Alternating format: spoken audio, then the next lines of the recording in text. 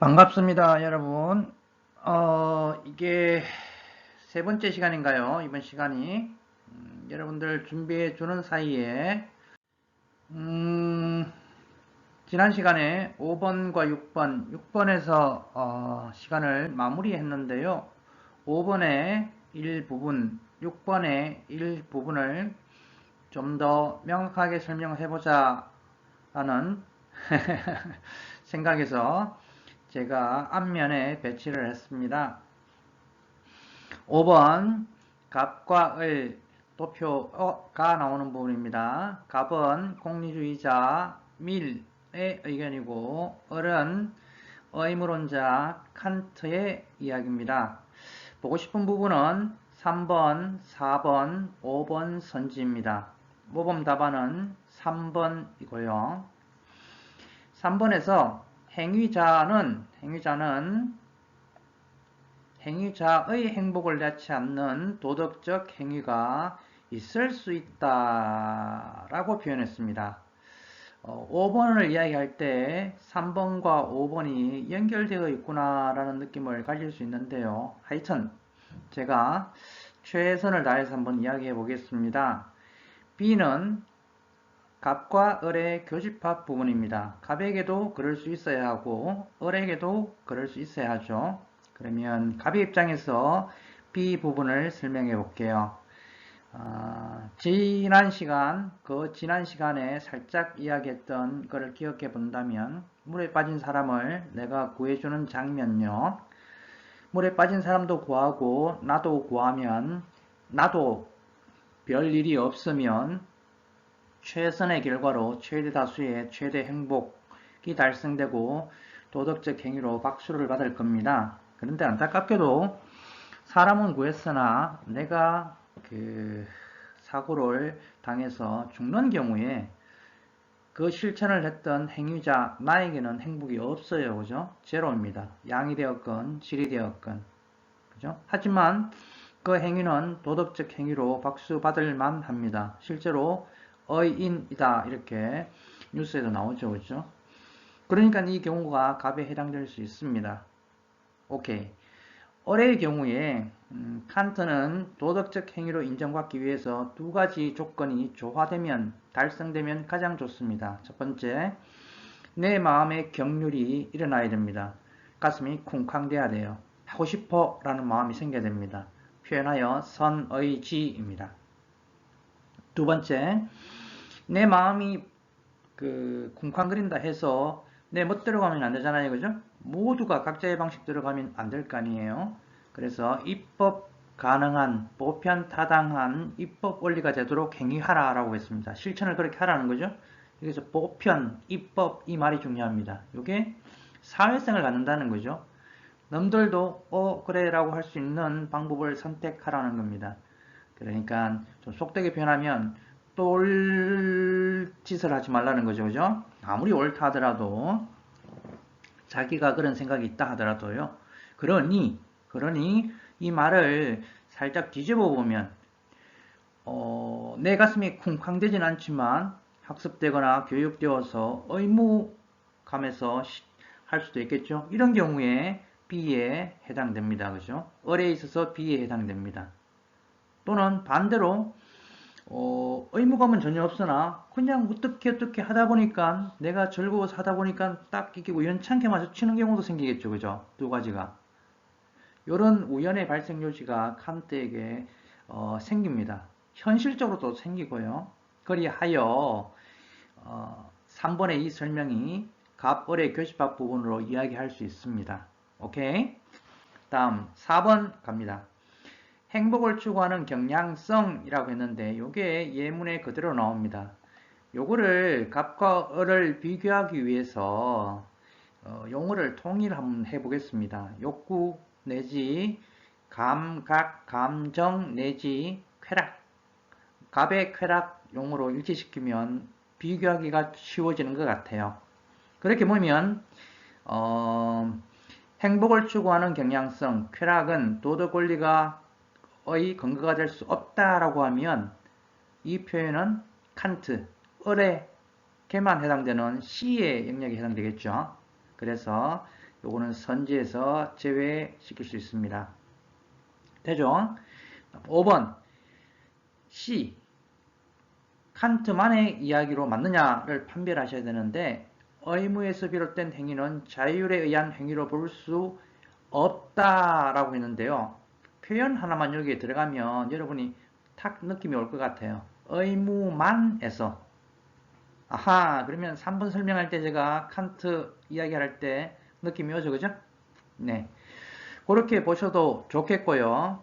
어쨌거나 칸트에게는 의무와 자율, 선의지, 경률, 그죠? 쿵쾅그림 요게 조화되는 게 최선, 최상입니다. 그러나 현실 속에서 이게 조화 안 되는 경우가 아까 나올 수 있죠. 가슴에 울림은 없지만 의무감에서 하는 행위일 때, 그 다음에 의무에 대한 생각이 전혀 없이 마치 뒷걸음치다가 쥐를 잡는 경우처럼 가슴에 울림만으로 했는데 그게 도덕적인 보편성을 확보할 때, 이럴 경우에 엄밀하게 칸트 쪽에서 평가를 한다면 칸트가 원했던 방향은 아닌 거예요. 다시 돌아갑니다.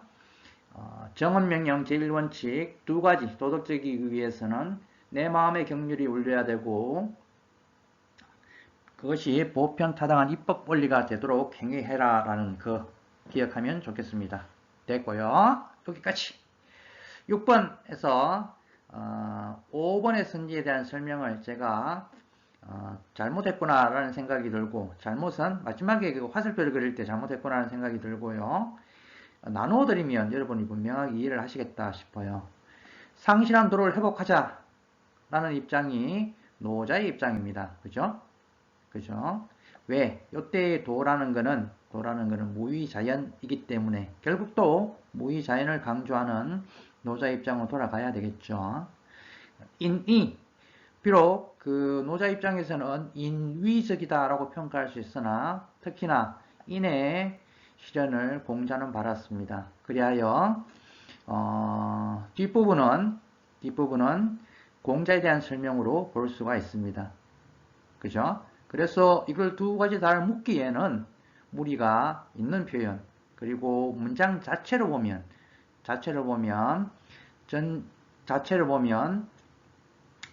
이게 중심이 인위에 있는 게 아니라 도를 회복하자는 쪽에 있다고 보여지므로 이거는 갑에 대한 설명에 무게중심이 실려 있다라고 볼 수가 있겠습니다.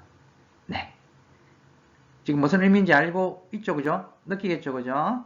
네, 여기까지 하고 우리 7번으로 넘어가 보겠습니다. 넘깁니다.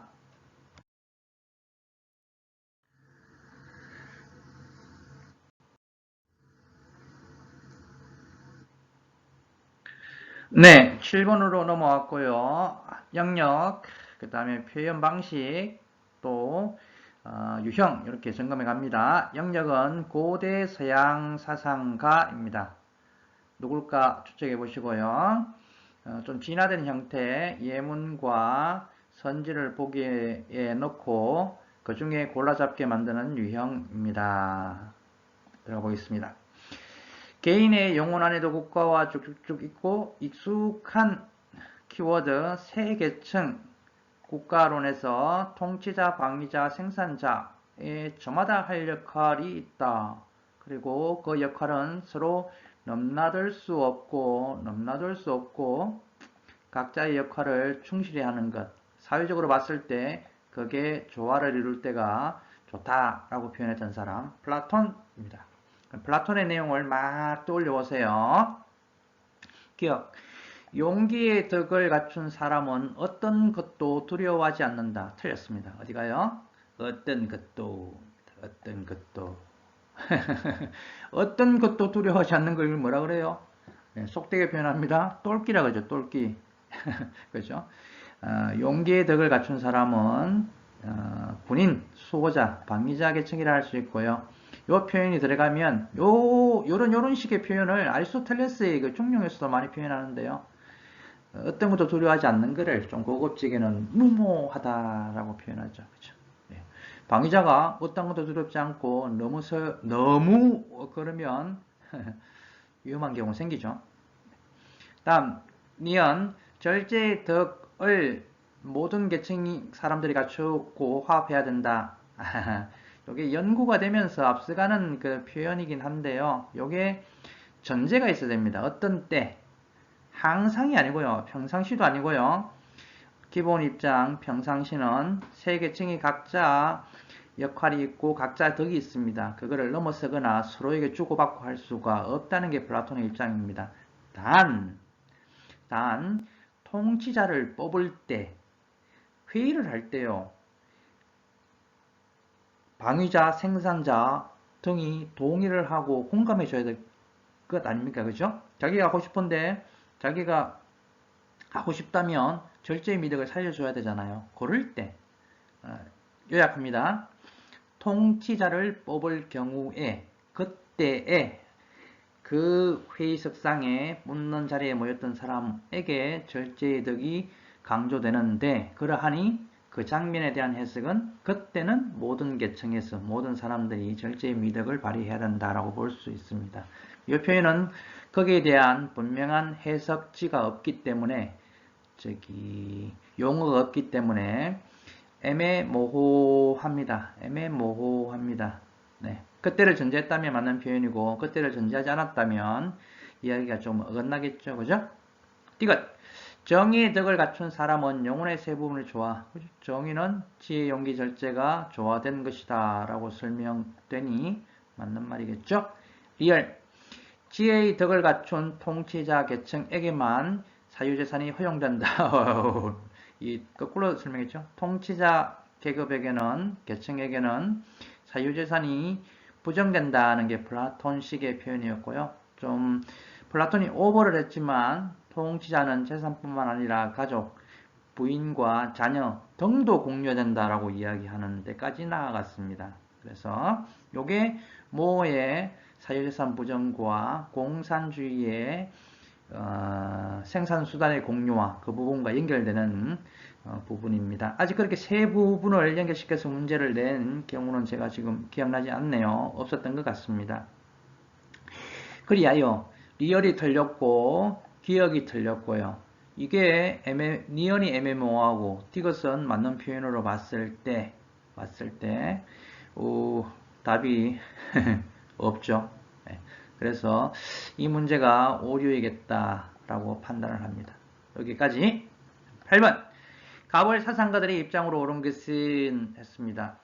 이게 사회 사상의 평화에 관련된 이야기고요. 바로바로 찍으면서 한번 가보죠. 갑은 폭력을 세 가지로 나누었던 그 갈퉁이라는 사람의 이야기예요. 첫 번째 물리적 폭력과 함께 구조적 폭력 그리고 문화적 폭력 세 가지가 있다라고 이야기를 했습니다. 뭐 직접적인 폭력이라 했네요. 물리적 폭력 이렇게 표현하기도 하고요. 주먹으로 때리는 거예요. 다음 구조적 폭력이라는 거는 제도적인 폭력 상황. 우리 사회 많이 개선되고 있지만 남녀 차별 한번 생각해 보세요.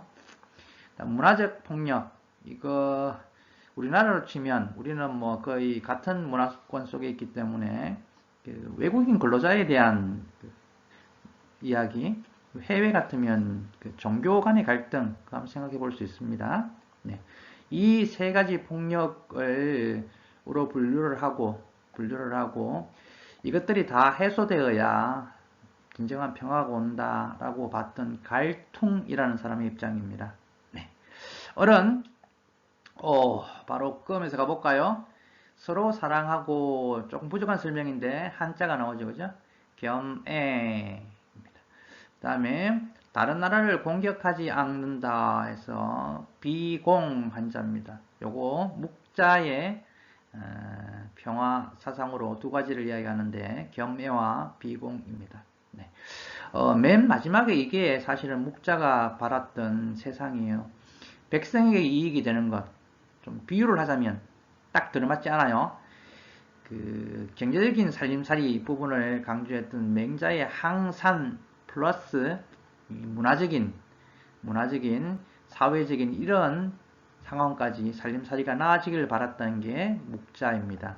묵자예요. 공자와 당시대에 큰 세력을 이루었으나 우리가 교과서 상에서는 배우지 않았습니다. 좀 아쉽기도 하고요. 어쨌거나 갑벌이 갈퉁과 묵자라는 점을 알고 한번 들어가 볼까요? 갑, 문화적 폭력이 있으면 진정한 평화. 너무나 당연한 이야기에 상식적인 답이 돼버렸네요. 1번 부분 답안. 이 갑, 구조적 폭력은 가해자의 의도가 전제되어야만 성립한다. 제도적인 폭력이라 했죠? 예. 그래서 이게 좀 쌤 이야기가 이상할 수 있지만 우리나라에 조선시대부터 지금 뭐 페미니스트가 아직도 구조적인 폭력이 있다, 남녀 차별이 있다라고 이야기한다면 남성의 100%가 거기에 그런 의식을 가지고 있겠어요? 저는 그렇게 보지 않아요. 이 사회가 이렇게 개선되는 것은 그렇지 않은 사람도 있겠죠. 그래서 가해자의 의도가 전제되어야만 표현은 안 맞죠, 그죠? 예. 비의도적으로 이루어지는 생각해 보세요. 신입사원을 뽑는데 여성은 5%를 뽑겠다라는 말이 0%를 뽑을 때보다는 확대되었으나 여성 입장에서 보면 어때요? 그러면 95%는요 뽑겠다는 이야기잖아요. 그죠? 그죠? 그러면 그 신입 모집에 응시하는 95% 남성들이 다 그 차별돼야 돼라는 의식을 가지고 있을까요? 여성은 5%만 뽑아도 돼 이런 의식 가지고 있을까요? 네, 그런 표현입니다. 의미가. 그래서 아닙니다. 구조적 폭력은, 제도적 폭력은 개개인 시민이 의식이 없더라도 사회 전체의 구조적인 틀구조 속에서 이루어지는 폭력이기 때문에 꼭 이렇게 이야기할 수 없습니다. 3번 자국의 이익 정진을 위한 침략 전쟁은 정답에 이러면 전쟁 다 일어나죠, 그죠? 예. 전쟁과 평화는 공존할 수 없습니다. 뭐 당연한 이야기일 수도 있겠습니다만은 정당화가 되지 않고요. 그죠? 다 A, B, C, D 나라가 다 정당화할 거 아닙니까? 그러면 뭐 평화가 언제 오겠어요? 말 안 되는 이야기고요. 4번 묵자의 이야기. 좀비 친소를 분별하는 이게 틀렸죠, 그죠? 분별하지 않겠다는 게 겸해져, 그죠?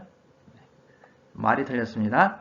다음 갑을 평화 실현을 위한 폭력적인 수단을 이것도 3번과 똑같은 말이죠. 폭력과 평화는 공존할 수 없잖아요, 그죠?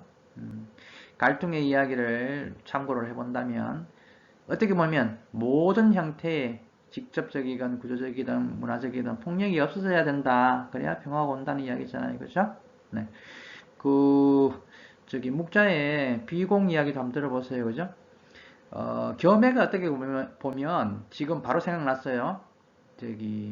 갈통에 있어서 문화적 구조적 폭력 아니겠어요, 그죠? 하지 말자는 이야기 아니겠어요, 그죠? 모두 다 같이 사랑하자 이 말이. 네. 그 다음에 비공 이야기는 직접적인 폭력, 그죠? 물리적인 전쟁 하지 말자는 이야기로 또 연결될 듯하네요. 지금 생각하니까. 그걸 떠나서도 평화와 폭력이 어떻게 공존할 수 있습니까? 말 안 되죠, 그죠? 네. 자, 넘어갑니다.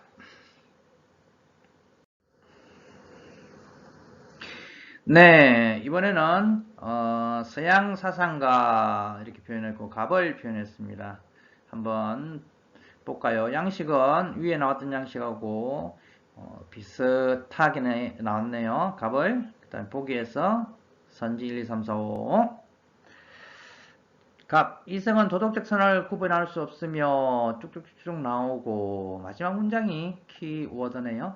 이성은 감정의 노예이고 감 또한 노예야만 한다. 이게 흉의 독특한 표현입니다. 여기에서 뭐 비천하다, 수준 낮다 이 말이 아니고요.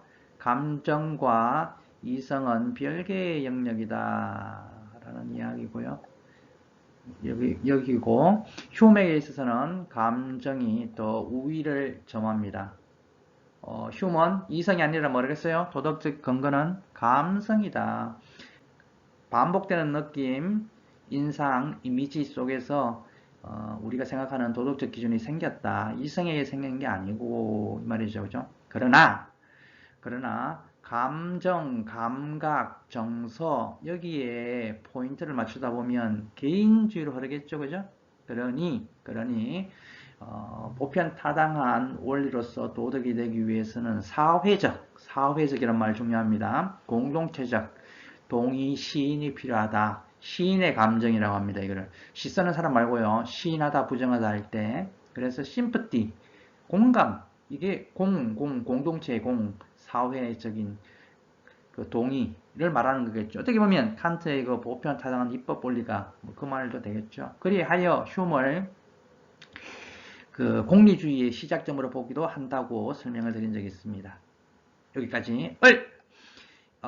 첫 문장이네요. 이성의 최고선은 신적 자연을 인식하는 거다. 스피노자죠, 그죠? 스피노자는 이성과 감성 중에 신적 자연의 인과율, 이성적인, 논리적인, 합리적인, 체계적인 그 질서의 완벽함에 놀랐던 사람. 예, 그리하여 이성이 더 무게중심이 실려 있습니다. 대비적이네요. 이렇게 보니까 비교적이네요. 기억. 갑은 감정에 의한 선악고별은 보편적일 수 있다고 보았다. 그래서 좀 더 말이 들어갔으면 좋겠는데 감정은 선악고별, 도덕적 기준이 될 수 있다. 다만 공감을 얻었을 때이니까 뭐 조금 부족하지만 그죠? 여기에 뭔가 하나 들어갔으면 좋겠죠. 사회적으로 뭐 시인의 감정을 거쳐 뭐 이렇게 표현해주면 참 좋았을 텐데 좀 아쉬움이 있습니다. 하지만 이 말 자체가 틀렸다고 할 수는 없고요. 모든 감정이 필연적 인과질서에 따라 생긴다. 이러면 맞아요, 틀려요? 틀리죠? 필연적 인과질서, 이성과 관련된 이야기죠. 또 필연적 인과질서에 따라서 감정이 생겼다면 감정을 억제할 필요가 있겠습니까? 그죠? 예. 그게 완벽한데 신적 자연인데 그죠? 예. 표현이 적절치 못합니다. 이것입니다. 갑과 달리 어떠한 감정도 도덕적 행위에 기여할 수 없다고 본다. 인데 저는 이런 표현 안 썼으면 좋겠어요. 차라리 요거 빼고 그죠? 빼고 갑과 달리 감정은 도덕적 원리 기준으로 어떤 기여를 할 수 없다, 삼을 수 없다고 본다. 이렇게 보면 조금 갈 텐데요. 이 표현 적절하지 못하다고 생각이 듭니다. 다음 리얼 갑을은 자기 보존의 욕망은 이성과 대립한다고 본다. 잠깐 하나 더 보탤게요. 을에게 있어서 그러면 스피노자에게 있어서 감정은 전혀 의미가 없느냐? 그렇게 보지 마세요. 분명하게 예문을 보세요. 그리고 스피노자의 의견도 그렇습니다. 감정이 실제로 존재하는 거예요. 그죠? 욕구가 존재하는 거예요. 인정한 거예요. 있다는 거를. 하지만 최고선 그리고 이성을 강조했던 스피노자의 입장에서 이 이성적인 완벽한 질서를 모방하기 위해서 따라가기 위해서 좀 오버된 제 표현인지도 모르겠습니다만 그 완벽함을 추구하기 위해서 감정이 이렇게 절제될 필요가 있다라는 게 스피노자의 입장입니다. 이게 억제라고 표현을 했는데요. 그러니 이 찍어처럼 표현하는 게 좀 억지스럽다라는 생각이 듭니다. 네. 리얼 넘어갑니다. 갑을은 자기 보존 욕망은 이성과 대립한다고 본다 해서 그 대립한다 좀 비교 뭐좀 그렇게 표현했으면 좋았을 텐데 이게 참 대립 뭐 이렇게 표현하면 일단 욕망은 감정 또는 정서라는 용어로 이야기를 하고요. 여기에서 이게 애매한 표현이에요. 자기 보존에 합쳐서 욕망을 에피크로스식으로 그 쾌락을 나누었던 자연적이면서 필수적인 만약에 그렇게 분류하거나 그 토마스 아퀴나스의 그 자연법의 그 욕구 경향성 있잖아요, 그죠? 거기에 그 생존이냐 또는 종족 유지냐 그런 걸로 보느냐 이게 따라서 상당히 의미가 다를 수 있어서요. 이거 자기 보존의 욕망이라는 게 뭐냐는 거죠. 네, 뭐냐는 거예요. 앞에서 이야기한 감정이냐 정서이냐 이렇게 포괄적으로 이야기했다가 이렇게 이야기하면 우리가 난감해지죠, 그죠? 네. 그래서 이것도 적절한 표현으로 보여지지 않습니다. 이렇게 봤을 때 이 문제 도전은 오류이지 않을까 그런 생각이 듭니다. 네. 이거에 모범 답안으로 제시된 거는 제가 한번 볼까요? 저도 모범 답안을 체크 안 했네요. 여러분들 답지를 한번 봐주세요. 답지를 봐주시면 좋겠습니다. 제가 지금 보려니까 확인하고 가죠. 예, 3월 9번이죠? 9번, 3월 9번. 1번이네, 1번. 기억 니언을 봤네요. 네. 그런데, 예, 하여튼 맞죠? 3월,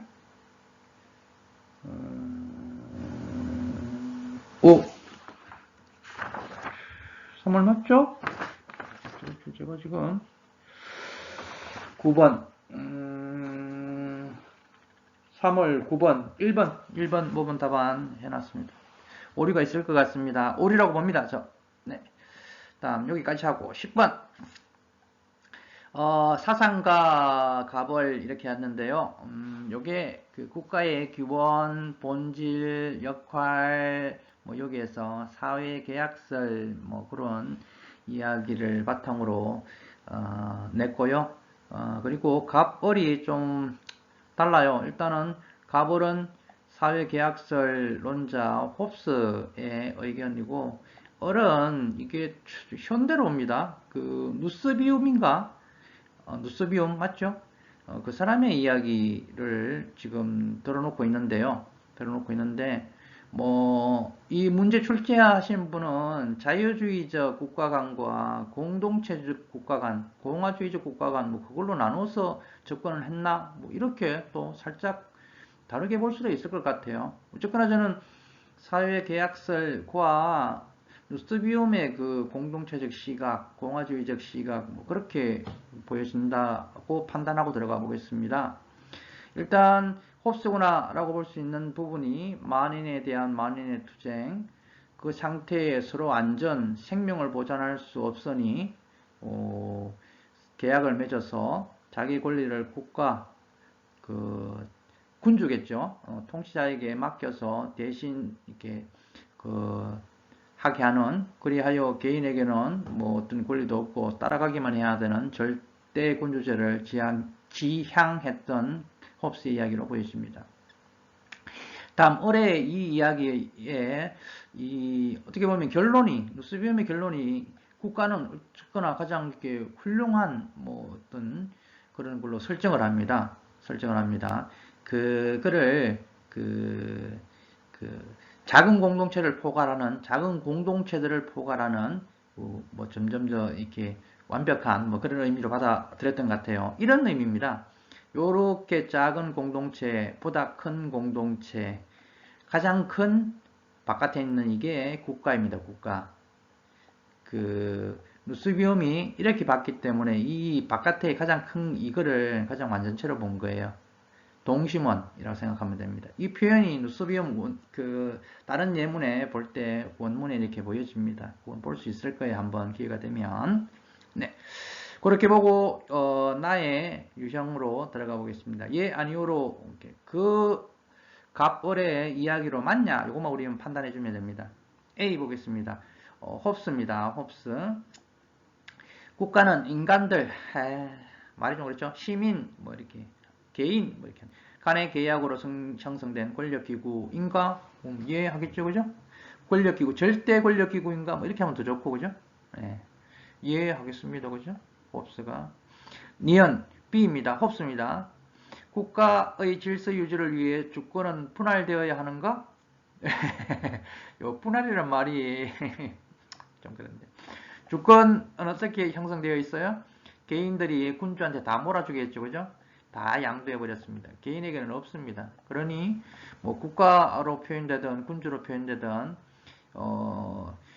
절대적인 권한을 가지는 거예요. 그러면 분할된다는 의미가 아니고, 분할될 수 없다고 표현해야 되겠죠? 아니요, 라고 이야기를 해야 되겠네요, 그죠? 홉스의 입장에서는 아니요, 이렇게 이야기를 해야 될 겁니다. B 역시나 홉스의 입장입니다. 국가가 없다면 누구나 전쟁 상태에 놓이게 되겠는가? 뭐 그거는 예문 읽어보면 충분히 있겠죠. 이리와 같이 서로 물고 뜯는 만인의 투쟁 관계 속에 빠져 있다가 그걸 극복하기 위해서 이야기한 거잖아요, 그죠? 그 홉스의 사회계약설이 그럼 거꾸로 그럼 그게 없다면 뭐 그렇게 되겠죠, 그죠? 네. 예라고 홉스는 이야기할 겁니다. 리얼 C 이번에는 누스비움이네요. 이 동심원 원형을 생각해 보세요. 원형을 첫 번째 문장 그게 가장 낫다, 완전체다 뭐 이렇게 봤다는 것 기억하시면 국가는 인간의 행복을 위한 최고 이해하겠죠, 그죠? 네, 이해할 겁니다. 그렇게 보면 기억, 디귿, 리얼, 오버, 이 부분 담으면 되겠네요, 그죠? 네. 네. 이렇게 오늘 조금 빨리 마치겠습니다. 그리고 약 1분 동안만 제가 이렇게 진행을 하다 보니까 수업할 때나 이렇게 할 때나 온라인으로 할 때나 문제를 많이 이렇게 풀이가 안 되는 것 같아요. 제가 말 속도도 좀 느린 부분도 있지만 이게 설명을 하다 보니까 그런 것 같습니다. 그래서 이렇게 한번 해봅시다. 지금 제가 이게 녹음을 하기 전에 생각했던 거예요. 일단 이 사물 문제를 제가 20번까지 다 이렇게 풀이를 해서 유튜브에 올릴게요. 그러면 여러분들이 한번 이거를 듣고 학습을 해주세요. 그리고 나서 온라인 끝나고 수능 끝나고 22일인가요? 오면 월화 수요일날 학평 시험이고요. 1, 2, 3반이 한 번씩 수업이 있겠더라고요. 그래서 제가 따로 오늘 학교에 가서 준비를 한 게 사회사상 쪽의 기출문제만 제가 따로 추린 페이퍼를 만들었어요. 그거를 수업 시간에 드리고 거기에서 영역별로 지금 다 끌어봐야 될 영역이 시민불복종, 사회계약설, 그 다음에 평화의 칸트의 영구평화론, 그리고 새 원조에 대한 문제, 이 부분을 좀 이렇게 여러분들이 익숙하게 만들어 줘야 되겠더라고요. 우리가 몇 문제, 요 3월 문제에서 밖에는 못 다루게 돼요. 그래서 그 부분으로 1시간씩 수업을 5문제라도 제가 영역별로 한 문제라도 대표적으로 풀이를 하고 싶어요. 정리합니다. 온라인 이 수업을 마치더라도 제가 유튜브에 이 고3 3월 20번까지를 나름 풀이를 해서 올려놓을게요. 여러분들이 그거를 수업이 끝났다 안 끝났다 고해됨 없이 학습을 해주시면 좋겠습니다. 학평 24일 시험 대비로요. 꼭 이번 수업은 여기서 마무리합니다. 지금 33분 지났네요. 수고 많았습니다.